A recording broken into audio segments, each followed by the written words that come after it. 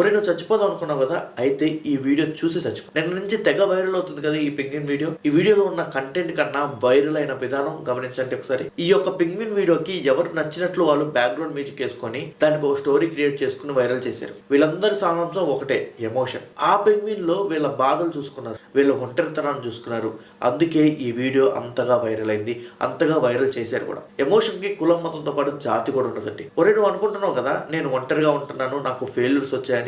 ఈ video viral అయిన విధానమే నువ్వు ఒంటరి కాదని అర్థం. నీతో పాటు చాలా మంది ఉన్నారా ఒంటరిగా భరిస్తూ, అప్పులు ఎక్కువయ్యి ఇంట్లో చెప్పుకోలేక బాధపడుతూ, చేసిన ప్రతి పని ఫెయిల్ అయ్యి ఎవరితో చెప్పుకోలేక తనలో తను బాధపడుతూ, పెళ్ళైన తర్వాత పిల్లలకి నచ్చినవి కొనిపించలేక, భార్యని సంతోషపెట్టలేక, జాబులో తిట్లు తింటూ ఎందుకు ఈ బతుకు అనుకుంటూ చాలా మంది రోజు 9 to 5 జాబ్ చేస్తూ బతుకుతున్నారు. ఇదిగో ఇలా వాళ్ళ బాధని ఇలాంటి వాటిని షేర్ చేస్తూ మేము ఒంటరి కాదని ఫీల్ అవుతారు. నువ్వు కూడా ఒంటరి కాదు, మేమందరం ఉన్నాం.